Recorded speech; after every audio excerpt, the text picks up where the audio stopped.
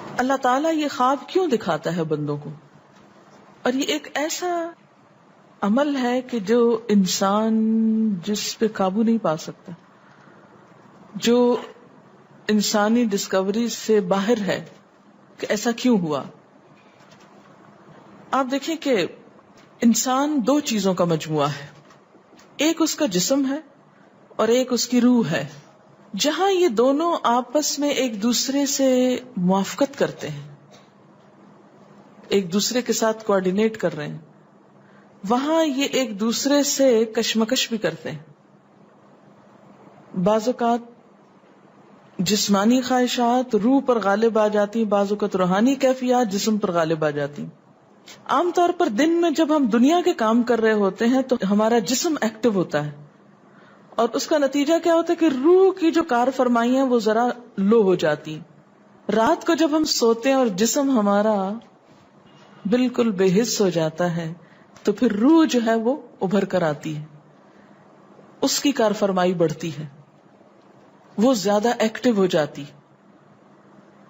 پھر آپ کو قرآن کی وہ آیت بھی یاد ہوگی کہ جس میں اللہ تعالیٰ فرماتے ہیں کہ جب انسان سوتا ہے تو ہم اس کی ایک روح لے لیتے ہیں، جس کو زندگی دینی ہوتی ہے وہ واپس لوٹا دیتے ہیں، ورنہ جو دوسری باقی ہوتی ہے وہ بھی لے لیتے ہیں.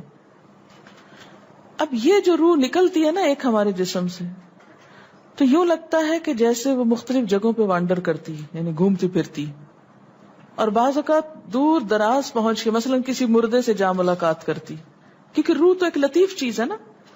جب ماں کے پیٹ میں بچے کے اندر آتی ہے تو کوئی پتہ نہیں چلتا، جب نکل جاتی تو کوئی پتہ نہیں چلتا.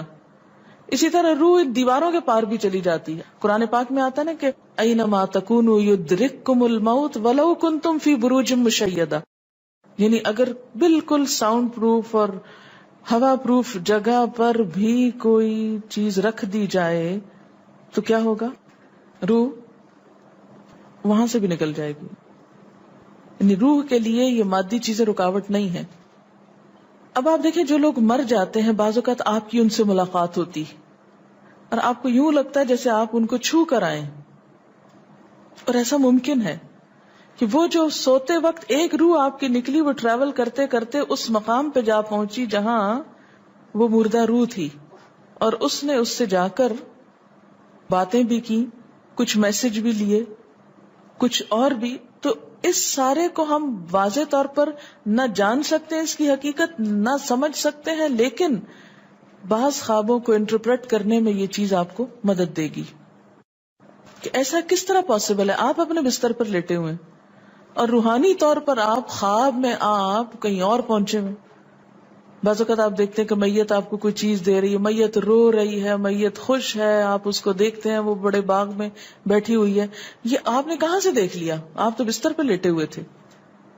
تو وہ جو ایک شعور سوتے وقت نکل جاتا ہے، جسم سے الگ ہو جاتا ہے، وہ ٹریول کر رہا ہوتا ہے ایک طرح سے، اور وہ ایسی جگہوں پر اللہ کے اذن سے ہی پہنچ جاتا ہے اور اس کو وہاں کی معلومات مل جاتی ہیں.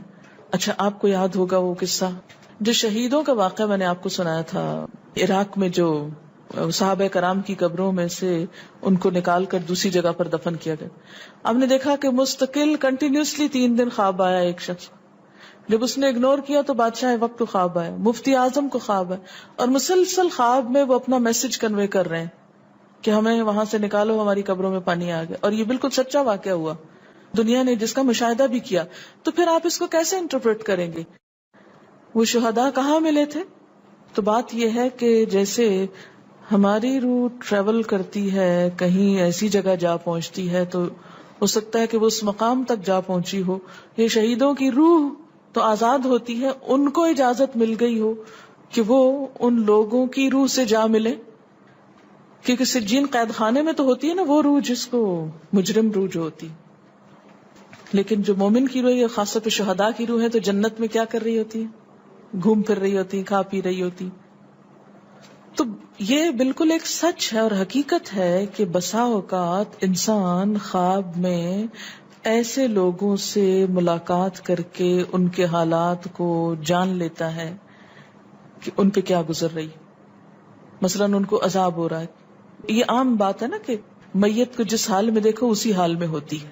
یعنی اگر خواب میں دیکھیں کسی نے اپنے والدین کو دیکھا کہ وہ بہت رو رہے ہیں فوت ہونے کے بعد، تو کیا کرنا چاہیے؟ ان کی طرف سے صدقہ دعا کرنی چاہیے. یہ بھی اللہ کی ایک رحمت ہوتی ہے کہ ان کو موقع دے دیا جاتا ہے کہ وہ اپنا میسج کنوے کر دیں. ایک طرح سے وہ اس کے دل کی بات نہیں ہوتی، الا یہ کہ آپ کسی انسان کے بارے میں بہت برا گمان رکھتے ہیں اور آپ اسے دیکھتے ہیں کہ وہ رو رہا ہے یا کچھ، لیکن کئی اور لوگ دیکھتے ہیں کہ وہ ہنس رہا ہے، کھیل رہا ہے. تو اس کا مطلب یہ ہے کہ پھر آپ ان دو کا کنٹراڈکشن کیسے دور کریں گے؟ تو پھر آپ یہ دیکھیں گے کہ جس نے خواب دیکھا ہے اس کا اپنا نظریہ اس شخص کے بارے میں کیا تھا، کیونکہ اس کی اپنی بدگمانی تو نہیں اندر چھپی ہوئی تھی کہ جو سوتے وقت اوپر ابھر آئی اور اس نے وہ روپ اس طرح کا دکھا دیا. پھر وہ حدیث نفس میں آ جائے گی، دل کی بات میں وہ چیز آ جائے گی. ٹھیک.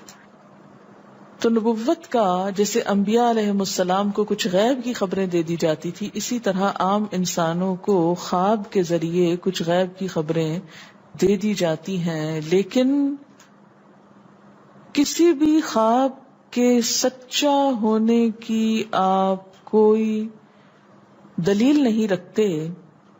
ایز سچ واضح بات یہ نہیں کہہ سکتے کہ میں نے جو خواب دیکھا وہ بالکل سچ ہو جائے گا، یہ آپ دعویٰ نہیں کر سکتے. نبوت کا تو دعویٰ کیا جا سکتا ہے، لیکن آپ اپنے خواب کا دعویٰ نہیں کر سکتے کہ میں نے جو دیکھا ہے وہ بالکل سچ دیکھا. ہو سکتا ہے آپ کو شیطان نے ڈرایا ہو سکتا ہے کہ آپ کے اپنے دل کی سوچیں اور خیالات اس میں آ رہے ہوں، اور خصوصاً اس وقت جب دو متضاد آپ کو خبریں ملیں. مثلا ایک شخص آپ کے پاس آتا ہے، وہ کہتا ہے کہ میں نے آپ کے بارے میں بہت اچھا خواب دیکھا. دوسرا آتا ہے کہتا ہے کہ میں نے آپ کو اچھے حال میں نہیں دیکھا. اب یہ فرق کس چیز کا ہو گیا؟ اس کے اپنے گمان کا فرق ہے. ایک آپ کے بارے میں گمان اچھا رکھتا ہے، وہ آپ کو اچھا دیکھنا چاہتا ہے لہذا وہ آپ کو اچھا دیکھ رہا ہے، اور دوسرا آپ سے حسد رکھتا ہے اور وہ آپ کو ہر قیمت پہ ختم ہوتے دیکھنا چاہتا ہے. وہ ویسے تو مار نہیں سکتا آپ کو، لہذا خواب میں مار لیتا ہے اور خواب میں آپ کا حال برا دیکھ لیتا ہے.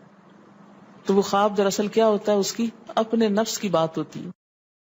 اسی طرح بعض لوگ جو جھوٹ سے بچتے ہیں، دھوکے سے بچتے ہیں، جن کے اندر منافقت نہیں ہوتی، جن کے دل بالکل صاف ہوتے ہیں، ان کو بھی بعض اوقات ایسے خواب آتے ہیں کہ جو بالکل واضح حقیقت ایک طرح سے نظر آ جاتی. لیکن کوئی شخص یہ خود سے دعویٰ نہیں کر سکتا کہ جو میں نے دیکھا ہے وہ میرے دل کی بات نہیں اور وہ بالکل بڑی سچائی ہے، جب تک کہ وہ چیز عملاً سامنے نہ آ جائے.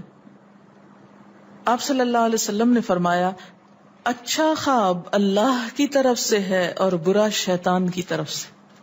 یعنی اگر آپ کسی کو برا دیکھ رہے ہیں یا کسی کی برائی دیکھ رہے ہیں تو وہ دراصل کیا ہے؟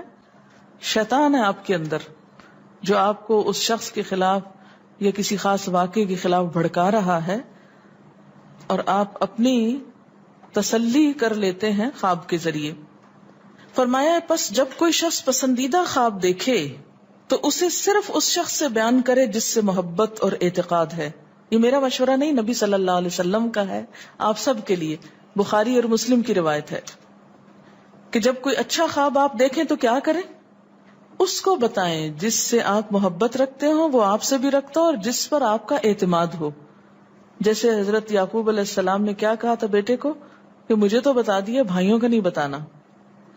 اور جب مکروہ خواب دیکھیں تو حق تعالی سے اس خواب کے شر اور شیطان کے فتنے سے پناہ مانگے. جب برا خواب دیکھیں تو اس خواب کے شر اور شیطان کے فتنے سے پناہ مانگے کہ شیطان بہکانے لگا انسان کو. اچھا آپ دیکھیں کہ بعض اوقات یہ ہوتا ہے کہ جسے ہمارا کسی سے اختلاف ہوا ہے، عقیدے میں، گھر کے جھگڑے میں، کسی ذاتی اس میں، تو ہم کمزور ہوتے ہیں، مجبور ہوتے ہیں، اس کو کچھ کہہ نہیں سکتے. تو پھر ہم بعض اوقات اپنی تسکین کیسے کرتے ہیں؟ خوابوں میں کرتے ہیں.